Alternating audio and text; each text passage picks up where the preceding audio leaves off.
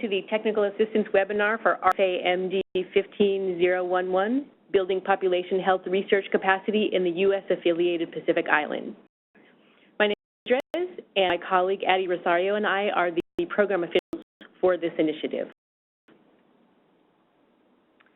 So today, we wanted to go over a few things, the RFA background and potential activities, eligibility and collaboration, the timeline for submission, review, and selection of cooperative agreements, selection of boards, application requirements. So we're not going to spend a lot of time talking about submitting the application itself, but there are a couple things we want to alert you to that you may want to get an advance start on. And then selected frequently asked questions, and then we'll have time for you to ask questions directly. The purpose of the RFA, to give you some background, residents of the USAPI are considered by NIH to be a U.S. health disparity population, that is the other Pacific Islander category, and therefore supporting health research in the USAPI falls within the mission of NIHD and NIH as a whole. However, there's very little information regarding the specific health status of USAPI populations.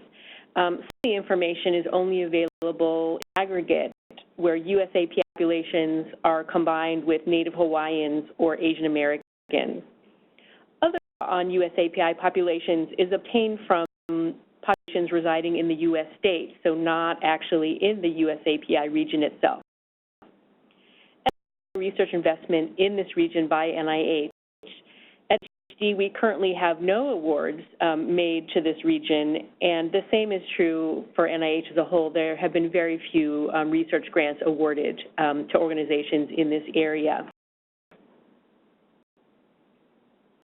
So RFA is to build the capacity of organizations in the USAPI to conduct ongoing population health research in this region.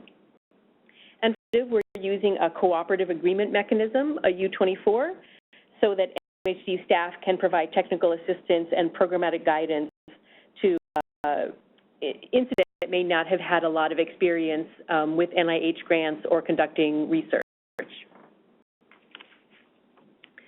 Objectives of this initiative are twofold: to the capacity of organizations in the USAPI to conduct population health research, and to directly support population health research projects will provide novel data for USAPI populations and serve as a foundation for future research efforts, whether those are funded by NIH or other funders.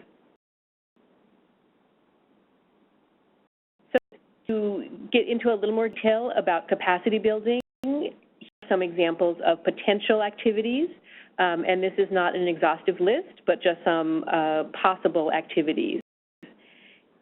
Core facilities, equipment, or personnel to conduct health research, establish research networks, either institutional, in-person, virtual networks, develop or adaptation of culturally appropriate data collection instruments, measures, and tools, develop systems, repositories, and linkages to foster systematic data collection and data sharing, enhancement of ethics committees for protection of human subjects at grantee institution or partner organizations, so the enhancement of IRBs. Activities like workshops or webinars to facilitate collaborative health research efforts, and mentorship opportunities to facilitate collaboration across the USAPI or with other domestic partners.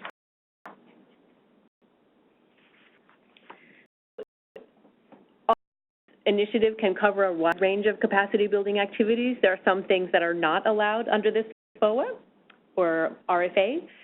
Some examples are alteration and renovation or construction. So you cannot build a new wing of your building with this grant. And educational assistance for students, such as student aid costs or scholarships, or training programs like postdoctoral fellowships. So NIH has other mechanisms specifically for training, so these would not be covered under this announcement. Activities, actions should propose a single research project that these features the generate information that can be used by numerous projects in the future. Sometimes when investigators conduct pilot studies or smaller scale studies, they really have in mind only a single next study that they will provide preliminary data for. What we have here are studies that can really generate data to be used by numerous projects, not just a single project. The community identified priorities as well as research gaps in the field and in the research literature, and involve primary data collection or secondary data analysis. The caveat here is that can only be done with USAPI populations residing in the USAPI. So if a project wanted to look at, say, health status of USAPI populations in the islands versus the U.S. states, the USI populations in the U.S. states would need to be existing data, new data collection. Areas may include but are not limited, so it's possible to submit projects on topics other than these, but here are some examples. The prevalence of infectious disease or non-communicable chronic disease and risk factors for these conditions, type, intensity, quality of health care received, health seeking patterns and barriers regarding formal health care as well as integrative or indigenous medicine, health needs that are not adequately addressed by existing community-based preventive or health promotion intervention. So specific areas of research interest to NIHD in particular now are not requirements, but just things we would be very interested in seeing in the project.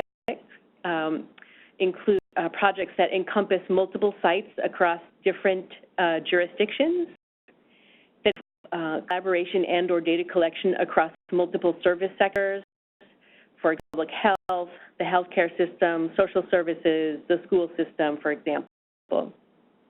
Projects involve data collection from multiple age groups, from children to older adults, and compare health between American Pacific Islanders residing in the USAPI versus the U.S. states.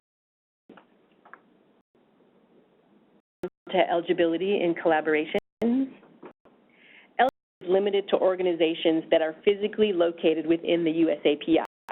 So it includes CNMI, America, Guam, FSM, and Palau. It is open to a wide range of organizations within the USAPI, not just academic institutions. So that could include public health departments, healthcare organizations, community-based organizations, for-profit, not-for-profit, faith-based organizations. Pretty much any kind of organization that's not the federal government could be eligible as long as it's located in the USAPI.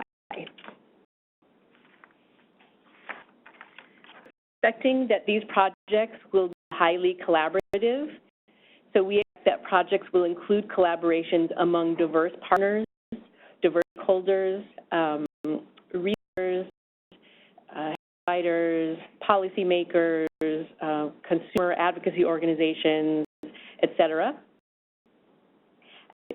That if the Apple organization or their partners don't have the sufficient expertise in a particular area that's needed to execute the project, that the applicants will seek consultants and experts to that gap in their own expertise.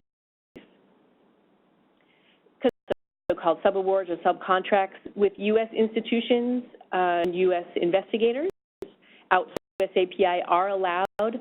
However, because the intent of this initiative is really to keep the resources located within the USAPI to build the capacity there, the budget for consortia with institutions outside of the USAPI are limited to 15% of annual total costs. Moving on timeline. It is due November 9th of this year, and comment about the letter of intent. letters of intent are used differently by different funding organizations. In some cases, you submit a letter that's your project, and then if your letter is deemed, the funding agency likes what you put in your letter, you may be invited to submit the full application. This is not the purpose of our letter of intent for this initiative. What it does is it just alerts our review office about how many applications may be submitted and what kinds of organizations may be involved to help them organize the peer review meeting. So it is not the point to kind of pitch your study and see if we like it. This is just more for organizational purposes. So a letter is required, but it is highly encouraged because it's very helpful for our review office, and it's also not binding. If you submit a letter and then you change your topic area or your investigators, or you decide not to submit at all, that's no problem. Due date is December 9th, 2015, and this is at 5 p.m. local time of the applicant organization. So this is a rare time when we don't use standard time as the time that you have to do something. This is your own local time that dictates what the deadline is. We reviewed in the peer review meeting in March of 2016. They'll receive second-level peer review at our advisory council in 2016, and the start date for the awarded projects is July of 2016. Application requirements. Some organizations may have this already, but particularly if your organization has never submitted an NIH grant or a federal grant, all organizations must register at both grants.gov and ERA Commons, and the principal investigators must also register with ERA Commons after the applicant organization is registered. So this registration process can take a few weeks, so this is not something you want to do a couple days before the due date. This is something that is good to start as soon as possible. It can take several weeks, and you can't really control the timeline for this. Another thing to think about well in advance of submitting an application is if your organization does not yet have a negotiated facilities and administrative cost rate, also called F&A or indirect cost, also called overhead sometimes. If you don't have one of these rates, if your organization doesn't have one of these rates, you have choices as far as this application goes. You can use a 10% rate and think about it and application, or you can negotiate a rate that is based on your actual overhead expenses. In this, what you would do in the application is you would come up with an estimated rate, put that in, and then negotiate the rate with the federal government afterwards. And if this is something you think you would like to do, we strongly encourage you to contact our grants management branch, because this is not something that is easy to navigate on. Moving on to the frequently asked questions we've already received. So the first, can an organization outside of the USAPI submit an application on behalf of a USAPI-based organization? And no, the applicant organization must be located within the USAPI. The organization in the USAPI submit an application and also be a collaborator on other applications submitted by a different organization. Organizations are limited to one application themselves, but there's no limit on the number of applications on which they can be involved as a collaborator on other applications. Question is, should the research project be an R01 level study, or can it be a smaller scale study? And the RFA does not specify a particular scale or scope of the research project. The should reflect community-identified needs and research gaps and be feasible for the applicant organization to successfully complete during the grant period. So we're expecting to see a range of different projects, some smaller in scale and some larger, depending on the state of the field, the state of the research that's already been done in this area, and what the organization, the applicant organization, has already done. The research project be an intervention study? The answer is yes, if it is specified the intervention study will generate preliminary or baseline data that can serve as the foundation for future research projects. So some intervention studies can provide this kind of information, and others don't really provide this information. So as long as you have intervention studies that can provide baseline data for future studies, that's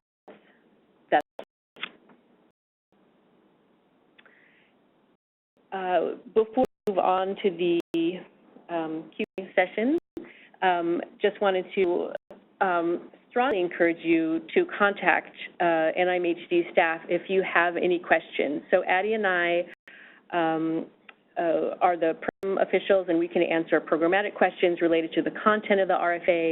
Dr.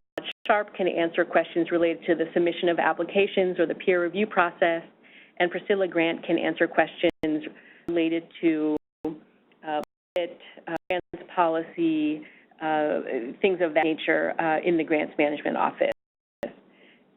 Contact us, either Addie or me. What we recommend is that you first send us an email, and then it would be helpful to talk by phone. We can set up a phone appointment that occurs during your business hours if you're located in the island. I think that concludes our presentation. Question and answer, a transcript of the question and answer session is also available on the NIHD website. Thank you for listening. Good luck with your application.